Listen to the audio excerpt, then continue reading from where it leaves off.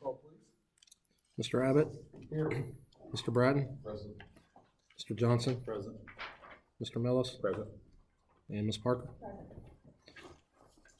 Okay, moving on to pledge of allegiance led by Mr. Bratton.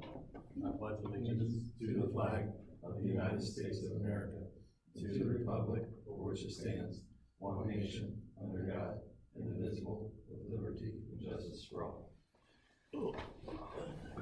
Okay, moving on to approval of the agenda. There is a correction that needs to be included, and it is on page 4, 9F1. And the correction is effective November 22nd, needs to be changed to December the 31st, 2019. Any questions? Is there a motion to approve? Motion made by Ms. Parker, second by Mr. Bratton. Roll call, please. Ms. Parker? Yes. Mr. Bratton? Yes. Mr. Johnson? Yes. Mr. Millis? Yes. Mr. Abbott? Yes. Moving on, we need to approve the minutes of October 14th, 2019. Anyone have any questions or concerns? Seeing none, is there a motion? So moved. Go ahead. Motion made by Mr. Mills, Second. second by Mr. Johnson. Roll call, please. Mr. Millis? Yes. Mr. Johnson? Yes. Mr. Bratton? Yes. Ms. Parker? Yes. Mr. Abbott? Yes. Moving on to public participation, school nurses update. Ms. Williams. My name is Shauna. I'm kind of familiar with you guys who are graduated from here. I used to work at Children's. Now I do here, which I love because I did that before. And I also do nurse practitioner on the side and teach her for this week too. So, Busy. but I love this. I love the community. I love kids, and I think kids are so intelligent, and it's important to kind of foster a good environment for them. So I was so glad to come back. So this is my first time doing this, so I kind of did my own thing. I don't really know for Nicole, but I did want to say thank you so very much for the EpiPens. Like, I had to utilize one on somebody that was not prescribed one, and she was hospitalized for 3 days. So, I mean, it worked beautifully in the elementary, but I wanted to say how awesome it was to have that resource for her here. Because the firefighters were actually not right in the firehouse. They were out at BOE. So it was just even more minutes that were there, but utilizing that EpiPen meant a great deal for her. So thank you. So we were given an update, but she had an allergic reaction or something? Yeah, some type of anaphylactic reaction of unknown. Not to the EpiPen though. No. There was some, without talking about the particular student, was showing some signs that oxygen levels were. Yeah, like kids can have very subtle changes with anaphylaxis, sometimes even just characteristics like where they're not themselves, or they just verbalize to you, I don't feel well, I'm scared, and those senses. And then she had outward things as well that I could see assessment-wise. But yeah, definitely utilizing that within, because usually you wait 5 minutes in between, but within 3 to 5 minutes, all the symptoms that she was having were starting to kind of alleviate by the time the medical people arrived. Our goal was to never really want to have to use Yes, them, but but I can't that believe how was- quickly they came into good use. In this situation. I mean, it was, her oxygen level was in the 80s. And from my point, I don't like it to be below 94 on a child because they can really go quickly versus an adult. So it was a beautiful thing that we used that. Yeah. Parent was very. Yeah, mother was very appreciative. I mean, she was very terrified. It was like over the weekend, she was getting these reactions, and I told Mom, each new reaction can worsen, and you're not really sure what's going on. And she said, well, I was giving Benadryl, and I didn't give any today for her to come in, and it was like it just hit her like a wall. But Mom was so appreciative that was there, and still going through the workup that she's having makes her feel more safe for coming here, knowing that that's still there to be utilized while the workup's going on. So yes. Great job. Yeah. Another thing is I obtained my pupil service license, temporary, because I'm getting my school nurse certificate. So that's one of my goals to hopefully complete by the end of next school year. And then I'll be able to get like a more And then also, I just kind of wanted to go over, I completed all the vision and hearing screenings for kindergarten through 4, even with new students and their immunizations as well. Turn that report into the state, and have all of everything organized there too, regarding the vision, hearing, and vaccines. And I'm part of the Health and Wellness Committee for both the primary and the intermediate. I actually found online some free resources for all the teachers from K through 4. It gives lesson plans, not just for health, but wellness as well, and it's free. So I got one for each teacher to have throughout the school year if they wanted to do it that way. And I know that we have like a end of the year health and wellness too. I talked to a few dentists that I know that are going to come and do things and give free supplies to students during that health period. And then I've been talking to some eye physicians as well to see if we can get somebody to come in and kind of just teach about vision and the importance. And I also talked to the resource officer, Mark Bennington. He told me he has me reaching out to somebody in the Fairfield County Sheriff's Office to kind of go over things that I talked to Mrs. Peace and Mr. Rozeski about to kind of give them what teaching they would provide and see if that would be okay for both schools. And then I also started doing things in the newsletter too, just to kind of go over, like the one in November I did for our health policy here for fevers, antibiotics, etc., and the importance of hand washing, things like that. And then I kind of just broke down what each school that I have, like pre-K. I only have 3 children that require some medical needs, but the primary, I have 25 with allergies for like anaphylaxis, etc. 33 with asthma, 6 with seizures, 2 diabetics, and 18 that have other outside of that scope, body system wise. And then in the intermediate, I have 12 allergies, 9 asthma, 5 seizures, 2 diabetic, 4 heart, and 24 others. I think it's amazing that we have that here for kids, because not just body system, but mental wise too, like any type of that come in with stress or panic attacks, etc. too. I think that's beautiful that we're here to utilize as a resource too. So it's kind of my brief. Great. If you guys have any questions. Sean, could you talk about your schedule? What's your schedule look like during the day? So I kind of flopped my schedule. I used to start at the primary first, but there's some medication needs at the intermediate. So I switched after talking with some parents to kind of accommodate families. So I start out at the intermediate and I'm there until noon. And then I drive over here for other children that have medication needs in the afternoon, and I'm here until 4. So it is a beautiful schedule. Any We'll other get better questions? with the new building. Yeah, should be with all the So kids. yeah, I'm all about whatever works, I'm fine with. Kind of go with the flow, so.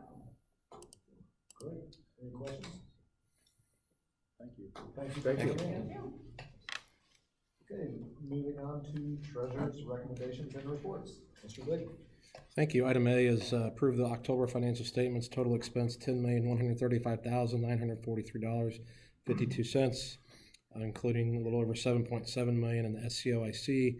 I won't go over a lot here with the forecast being item B, but October is one of the quarterly months that we receive income tax distribution, page 13 of the electronic copy. Again, we were able to garner an increase 7.17% on the gross. That's the good news. The bad news is it's comprised mostly of some random the SD 100 filings, people filing late their annual returns, and then the individuals who make estimated payments, the 100 ES. Those comprise the majority of the increase. So truly, the WH is just current withholdings. The people that have it withdrawn from current paychecks only grew by 0.75%. So some good and some bad in there, but certainly higher than what we had forecasted, as shown on the SM2.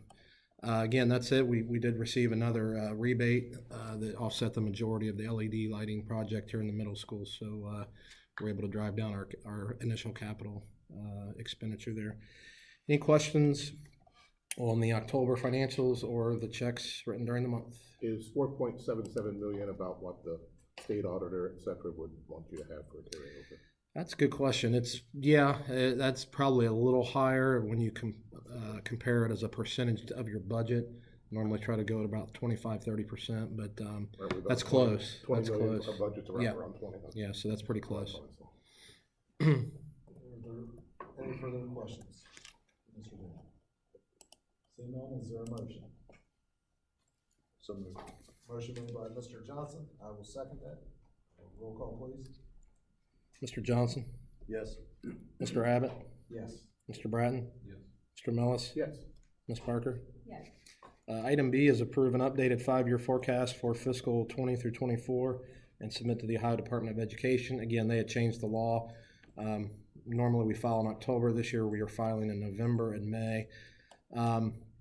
The forecast summary, we went over this in our finance committee meeting, Mr. Bratton, Mr. Johnson, Mr. Hahn, and myself back in October in great detail.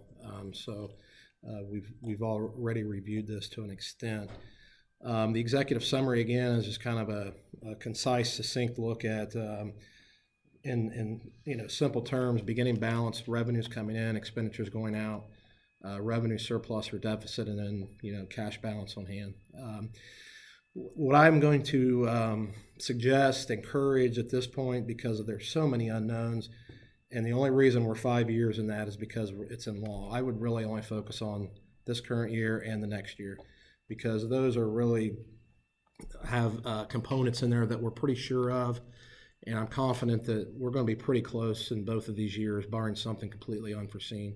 Again, I think this year, like the past 2 years, we're going to be close to a slight surplus. I hope that maybe looks a little better when we go over this in May. And then next year with the smaller than normal increase in the state funding, going to be a little bit of a challenge to get to that surplus. But again, I think we should be close. There's 3 areas that I tried to highlight here, and then I'll just kind of open it up if anybody has any questions. There's 3 areas that are really going to paint the picture, if you will, or significantly impact us going forward. One, again, I've been talking about this, but it bears repeating. Those reappraisal values, we still do not have them. We've got pretty minimal increases compared to what I'm kind of hearing from individuals out there in terms of the reappraisal value of the real estate property. We did get our new, and I put this in the note, in the public utility revenue note, we did get the new values for public utility. Again, these are gas lines, pipelines, electric lines, phone lines.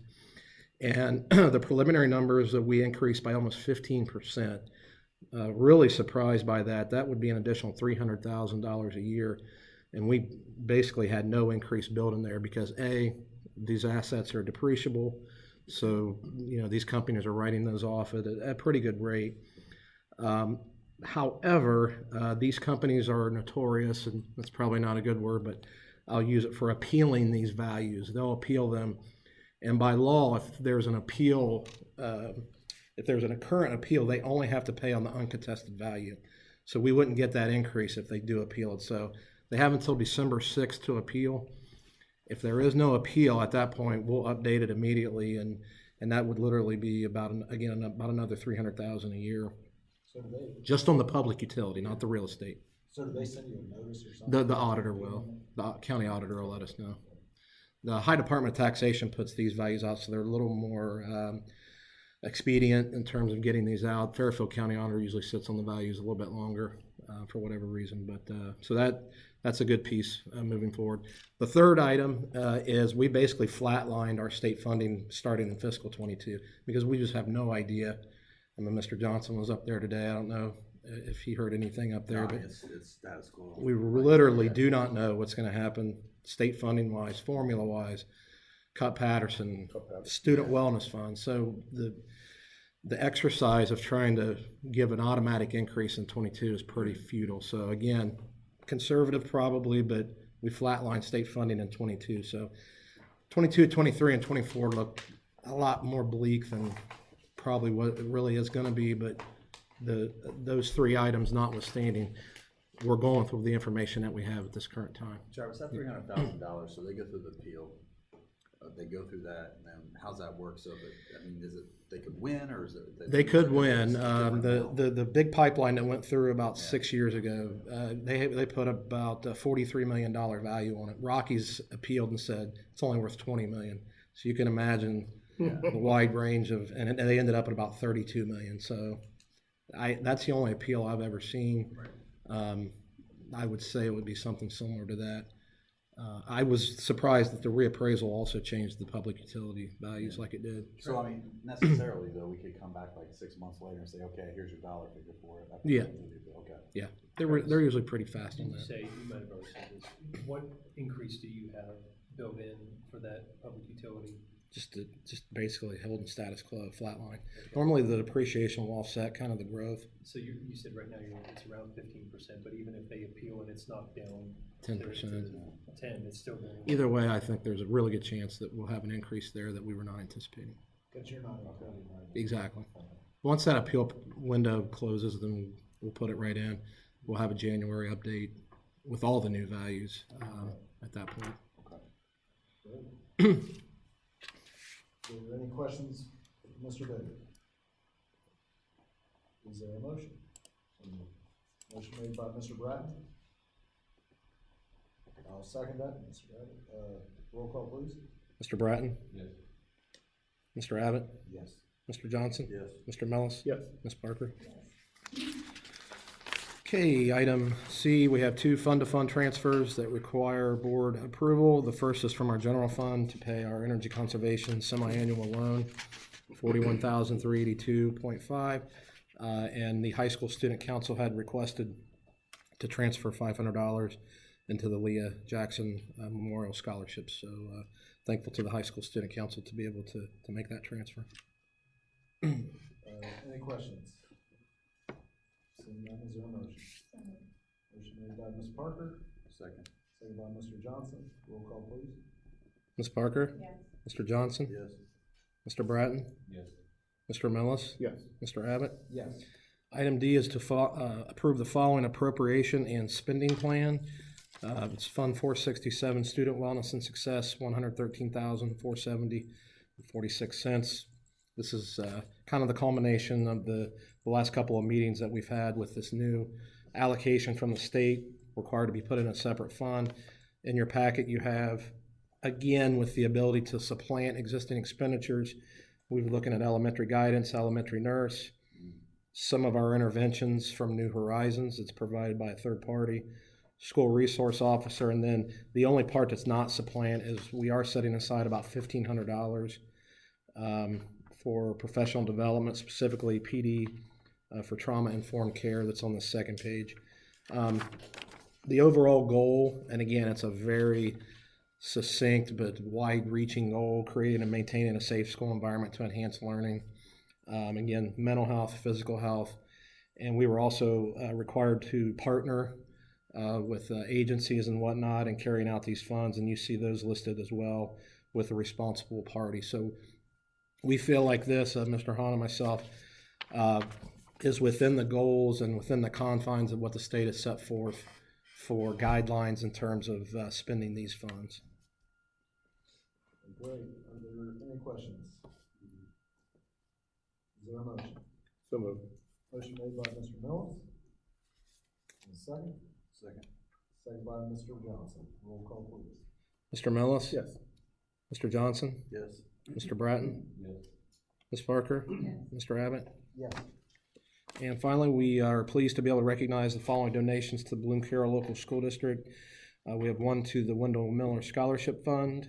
We have several here again in memory of Dan Shirley to the BC Athletic Scholarship Fund, and Lithopolis United Methodist Church for at least the second consecutive year has offered to pay delinquent lunch charges, which certainly helps. Any questions? Is there a motion? Motion made by Mr. Bratton. I'll second that. Roll call, please. Mr. Bratton? Yes. Mr. Abbott? Yes. Mr. Johnson? Yes. Mr. Mellis? Yes. And Ms. Parker? Yes.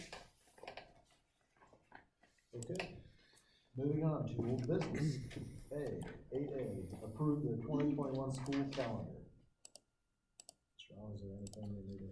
No, that is on page 52 of your packet, just a reminder about a few highlights. You know, we really like starting a little bit later in August. We were getting kind of early there, so it still brings in the teachers on the Friday, the 14th, and then students start on Thursday, the 20th of August.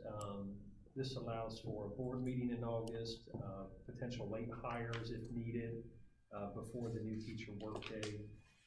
It does include 3 Fairfield County Fair days, and Memorial Day is very late. It's May 30th, right? 31st maybe? 30, I'm sorry. So, we actually get out before Memorial Day, and then it still has a good solid winter break, as well. It's a full 2-week break. So I think the Daniel Grove and BCEA took a good look at this. We talked about some dates. They gave us their preference, and that's one we brought to you, a little bit over a month ago. So, it's a good calendar. Okay, great. Moving on to B, approve the following policies for a second reading as presented, 1 through 12. No questions, is there a motion? So moved. Motion made by Mr. Johnson, seconded by Ms. Parker. Roll call, please. Mr. Johnson? Yes. Ms. Parker? Yes. Mr. Bratton? Yes. Mr. Mellis? Yes. And Mr. Abbott? Yes. Moving on to superintendent's recommendations and reports. Mr. Hahn. Okay, obviously, today is Veterans Day. Just on behalf of the board, on behalf of the school district, just want to recognize all veterans that have served our country. And we had some great programs today and on Friday. The primary school held their Veterans Day program. A lot of veterans, aunts, uncles, grandmas, grandpas, fathers, mothers, all, there were different veterans attended, and they had a nice program with some music performed by the K to 2 grades. And then today over in Lithopolis at 10 o'clock, we had a intermediate school Veterans Day program, which also was done very well. Mr. Millis was there and can attest to that. The middle school this morning at 7:45 had a nice program as well. It was well done. Again, a lot of guests and veterans that attended. The high school in their social studies department, they're running a program called Operation Gratitude, where they're providing care packages and thank you letters to veterans this time of year. We're also holding the Bloom Carroll High School FFA is holding a Veterans Day breakfast on November 16th from 8 to 10 here in the middle school cafeteria. And veterans eat free. They do pancakes and sausage, and if then they accept donations for those that are not veterans. So feel free to stop by if you're free on the 16th from 8 to 10 in the morning. Again, just want to thank all the veterans over the years, for hundreds of years that have served our country. So I was really pleased with what the kids and what the teachers and the principals were able to do to recognize our veterans. The EpiPen policy, obviously our school nurse, Ms. Williams, talked a little bit about that. Again, not something we wanted to ever to have to use, but it's ironic that the board acted very swiftly with that one read, and I'm glad we did, because the policy still would not have been approved had we not done that. The parent, I wanted to pass along to the board that the parent was very appreciative, and potentially a life-threatening situation that made a difference. And the student's symptoms quickly subsided once the EpiPen was administered to the thigh, and we're just, we're just thankful that our nurses acted quickly and we had the resources available. I have ordered, I've ordered more to restock the ones that were used. So I think how many do you have? we have 2 in each building, and we're down to 1 at the primary school, but I just ordered more. And there's a national EpiPen for School program. They actually give them to you for free. So we're part of that. So just want to thank the board. Academically, we've held some data analysis meetings in K to 8 really right now. We've been looking closely at math and reading data, looking at areas of success, areas of concern, what improvements we need to make instructionally, what our focus areas.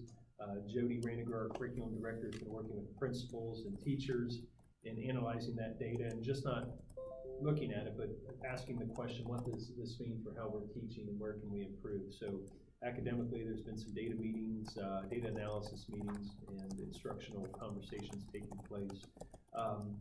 Wanted to let you know the Bloom Carroll art students led by Ms. DeKay. This is going to impact all K-12 students whose artwork had been selected, but the U.S. Department of Education has recognized several of our students, and their artwork will be displayed in the U.S. Department of Education in Washington, D.C. this next summer. And we have to figure out a way to get the artwork shipped there safely, and I'm going to work with the principals on that and the principals funds, I think, to help offset some of that cost. It's a great honor for our art department. The Student Achievement Fair at the Ohio School Board Association took place today, and our middle school robotics program was well represented by about 6 students that attended. There were about 12 students in the robotics club here at the middle school. Ms. Cottle and Ms. Ford kind of oversee that supervision, and again, the students are doing programming of robotics, and there's a lot of students that have really struck up some interest in engineering and computer programming. So that's a neat club that was on display at the Achievement Fair. I wanted to let you know, 2 weeks ago I attended a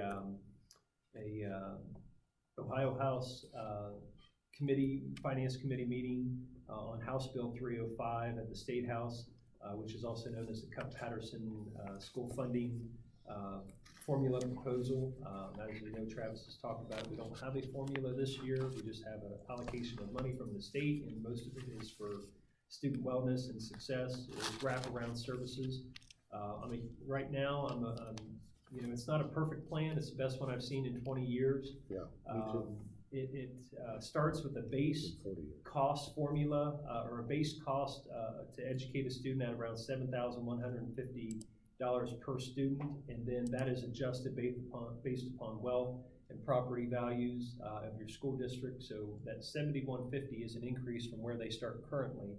And then there are add-ons. There are districts that are concerned that have a high percentage of economically disadvantaged students, or ELL students, or special education.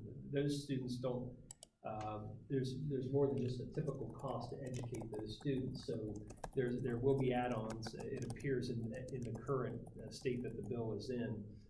But the most important part of this bill removes the funding caps that we've been under, that Travis has talked about for years. Probably, 5 or 6 years now that we've had to deal with the caps, and we're missing out on hundreds of thousands of dollars. And if this bill goes through, it would help fund a number of students that we actually have in our school district, and that 5-year forecast would look a little bit different if we actually get this bill through. So it's got good support. It's bipartisan legislation. The state's working through the concerns with the districts that feel that they could be impacted negatively by it. And What about Larry Household? It could be a problem. Could I've read the potentially paper. because of the area of the state that he's from. But again, he's also admitted that it's the best plan he's seen in the 20 plus years since the DeRolf case. Just since DeRolf, Yeah. So keep our fingers crossed. I'd like to see something move on this this winter or in the spring. Football team, Mid-State League champs, won a playoff game, and congratulations to them. Heck of a game. Yeah, it was a great game. They play Saturday at Chillicothe against Waverly, who is a 3 seed. The band received a superior rating at the OMEA state contest. And right now, in terms of extracurriculars, our athletic department and all this fall sports were in first place for the Mid-State League All-Sport Champs. Now there's a lot to happen this winter and spring, but it's been a long time since we've won the Mid-State League All-Sport Champs. So we're off to a really good start with our extracurriculars. So that's it. Anything else? Any questions about any of those items? So what did you think of the House Finance Committee? I used to go to those on a regular basis. Yeah. I just wonder what- Yeah, there was a superintendent that spoke, and he couldn't have said things any better in terms of being a proponent. And I was right there and didn't need to reiterate what he said, but I think he said it very well. He's from Lordstown, and they've got a few economic issues there. yeah. So there's just that legislative process of House committees and going to the Senate and being introduced in Senate committees, and it takes time for these bills to go through, but this could really help us out. So Travis and I think I'm sure the board, based upon your understanding, would like to see this happen. I hope so. Great. Okay. Let's move on to 9B, students and programs. Approve an amended itinerary for an out-of-state trip for the high school cross-country athletes to Terre Haute, Indiana, November 16th through the 17th, 2019. The board's already approved this. They added 2 stops, one at the University of Dayton and one at Wright State University on their way home. That's been the only change. But if something happened and they were there and it was not on the agenda, I want to make sure the board was aware of the stops. Any questions for Mr. Allen regarding this? Seeing none, is there a motion? Motion made by Mr. Bratton. Second by Mr. Johnson. Roll call, please. Mr. Bratton? Yes. Mr. Johnson? Yes. Mr. Mellis? Yes. Ms. Parker? Yes. Mr. Abbott? Yes. Okay, 9C, number 1, approve substitute list number 4 for November 2019 as submitted by the Fairfield County Educational Service Center. 9C2, approve the employment of Dennis Thompson as maintenance supervisor for the 2019-20 school year on a 1-year limited contract at step 11, effective November 13th, 2019 for up to 16 hours at his hourly rate prior to November 13th, 2019 to shadow John Pugh, and that is pending the acceptance of agenda item 9F1, which would be John Pugh's resignation. Number 3, approve John Pugh as a maintenance consultant through August 31st, 2020 on an as-needed basis at his current hourly rate of pay, and that is just due to the fact that John has 40 years of knowledge. That's not even counting his years as a student in these buildings. I want our new maintenance supervisor to be successful. John knows every valve, switch, everything you could think of in these buildings, and on an as-needed basis, I want Dennis to feel, if he's approved, that he can pick up the phone and call John and have something addressed very quickly if we need to shut off a main water valve or something like that. So also with the summer scheduling of cleaning the buildings, waxing floors, managing the staff during the summer from one location to the next, I think it's important that John be able to provide some experience and insight based upon the uniqueness of our district and the events we have going on during the summer. I don't think it'll amount to a whole lot of cost, but I would like the board to be able to just make it a smooth transition for Dennis. Number 4, approve the following classified substitutes for the 1920 school year pending successful background check results, and that would be Christine Kloss as a bus driver. Number 5, approve the following field experience and internship requests for the 1920 school year pending timely receipt of background checks, and that would be for Taylor Rail from Capital University with Jamie Johnson at the middle school from January 13th, 2020 through April 29th, 2020. B, Colton Carter from Capital University with Amber Harris, an intervention specialist at the middle school from January 13th, 2020 through April 29th, 2020.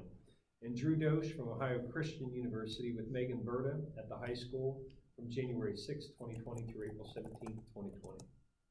Is that related to the Dosh institution? Mm-hmm. Okay. Yeah.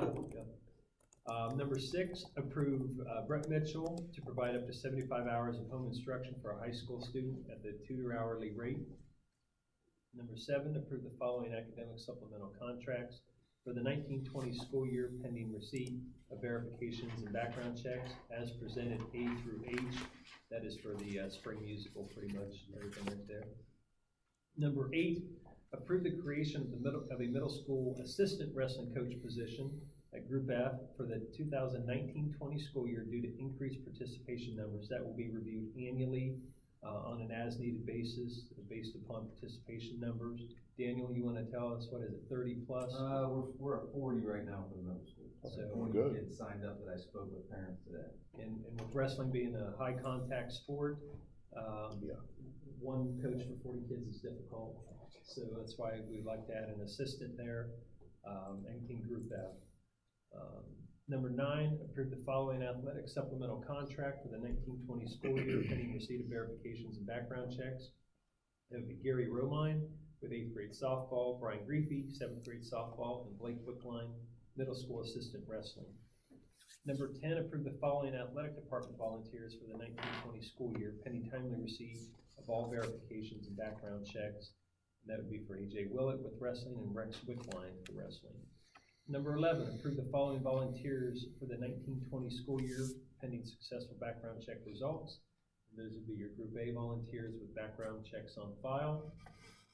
That would be it. Any questions for Mr. Hahn? There are no questions. Is there a motion? Motion made by Ms. Parker, second by Mr. Brown. Roll call. Ms. Parker? Yes. Mr. Bratton? Yes. Mr. Johnson? Yes. Mr. Mills? Yes. Mr. Abbott? Yes. Okay, under 9D, contracts and agreements, we do not have any business. E, other, we do not have any. And then under F, personnel resignations and retirements, except the resignation of John Pugh, maintenance supervisor, effective December 31st, 2019. John's last day will be November 22nd, and we will greatly miss John. This is hard for him, but it's well deserved. He's been great to work with. He's been a great supervisor to the maintenance and custodial staff members. John is very emotional about our school district. He loves our school district. He's gonna miss it, but John owns a home in Florida. Yeah. And he's worked a long time, and John's gonna head south and officially enjoy retirement. So again, he'll be missed, and we appreciate that he's willing to help the new individual transition into that position. Perfect. Any questions for Mr. Hahn? Seeing none, is there a motion? I'll make a motion. I'll second. Motion made by Joe Abbott, second by Rod Johnson. Roll call, please. Mr. Abbott? Yes. Mr. Johnson? Yes. Mr. Bratton? Yes. Mr. Millis? Yes. Ms. Parker? Yes. And hopefully, thank you for all your service. Okay, moving on to new business. A, approve January 13th, 2020 as the date of the new organizational meeting of the board to be held at 6 p.m. in the middle school library, to be followed by the regular session of the board. In this event, the meeting will be postponed due to inclement weather. The meeting will be held January 13th, 2020 at 6 p.m. in the middle school library. Any questions? So we're following on that, so we need to assign someone to lead that meeting. We will do that, we'll do that in December. I got it on the agenda already. Yeah. Okay. Is there a motion? Thank you, Mr. Bratton. Motion made by Mr. Bratton. I'll second that. Roll call, please. Mr. Bratton? Yes. Mr. Abbott? Yes. Mr. Johnson? Yes. Mr. Millis? Yes. And Ms. Parker? Yes. Okay, moving on to board reports and information. Board of Education liaison updates, facility management. Mr. Johnson. Yeah, if you guys all saw Sean's email on Friday, the footers were supposed to start tomorrow, but it looks like the weather might be postponed. They're still gonna, I went out today, they're gonna dig tomorrow anyway. They are going to? Yeah, they're gonna start tomorrow. Yeah, and this sewer storm should be done here hopefully within the next week as well. But other than that, everything's on track. Sean and I did have one question, just so you know, in regards to, with us postponing a little bit of the concrete work and saving anywhere from $150,000 to $200,000 with warming the concrete. Right. We had a question, wanted an updated timeline. It was a little inconsistent once that happened. We haven't got the full updated one yet, but they'll hopefully have that to us by the time we meet next week. And actually, a little update to that, this afternoon I talked to Summit Construction. They're working on finalizing the project schedule, because now they're releasing some of the contracts for work and they're getting a better schedule together. They still believe they'll be done around that March, April timeframe with the final completion of the building. So they, again, wanted to stick by the fact that they can save us some money by, delaying the bearing walls in December, January, and even parts of early February. But they still feel committed to that March, April timeframe for a final completion. They've been building K-5. Elementary schools quite a bit around the area, and they feel like they got it down pretty good. other things with that facility management update. The storm sewers are about 80% complete. They're working on the storm sewers in the south parking lot behind the building. They've got 2 fire hydrants left to be installed, and the sanitary sewer lines have been installed up to the lift station at the front of the property. Thompson Concrete started the layout of the foundations today. I was out there, they were building their rebar forms. Houston Plumbing has ordered materials for installation of the underground sanitary and storm. Upcoming work, Bedrock Earthworks will be, they'll be installing the storm lines in the south parking lot and preparing the lot for stone installation in the next couple weeks. Thompson received their rebar today. I saw them out there working with it, and they'll start again with the footers tomorrow. Houston Plumbing, the delivery of material will take place in the next few days, and they will they'll be preparing the underground sanitary and storm utilities. So basically, they said the early site is on schedule, and they will be getting ready to do some of the off-site utility work with the force main and the water line.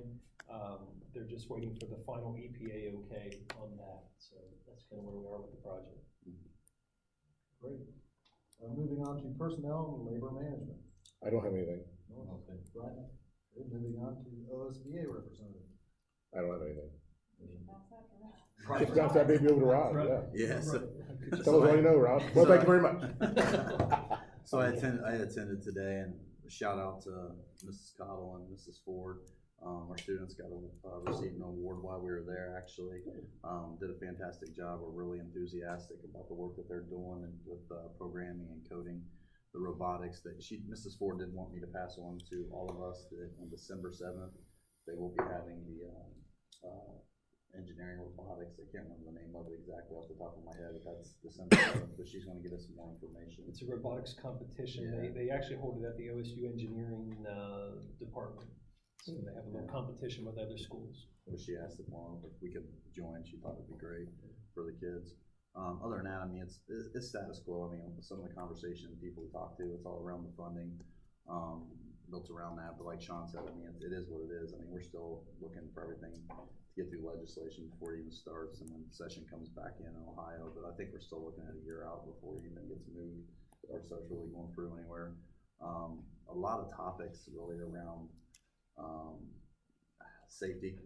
I think we've made some pretty good progress around what we've done for that. And the other one was talking about drug testing student and staff and just marijuana in general. They had a lot of sessions built around that. But other than that, I mean, there wasn't really any more legislation that we haven't, updated or anything that's similar to ours built around that. So other than that, it's pretty good. Moving on to policy. We did have a policy meeting. Yeah, that August PDQ was late. We should have a new PDQ coming out in November, so probably late November, early December, we'll hold a policy meeting. Okay. Okay, moving on to safety, health, and wellness. Ms. Parker, anything? Moving on to finance. Brian? No. Mr. Johnson? No. Okay, moving on to upcoming PTO Booster Board of Education meetings. 11/12, the elementary PTO will be meeting at 6:30 at the BC Primary School. Also on the 12th, the music booster meeting will be at 6:30 at the high school media center. On the 14th, the K-12 parent-teacher conferences will be taking place. On the 20th, high school PTO meeting at 7 p.m. in the high school cafeteria. The 27th will be the PD comp day in no school. 11/28, 11/29, Thanksgiving. 12/9 will be our next regular board meeting. Also on the 9th will be the athletic booster meeting at 7 p.m. in the BC Middle School cafeteria. Is there a motion to adjourn? Motion made by Mr. Bratton, second by Ms. Parker. Roll call, please. Mr. Bratton? Yes. Ms. Parker? Yes. Mr. Johnson? Yes. Mr. Mellis? Yes. Mr. Abbott? Yes. Time out, 6:44.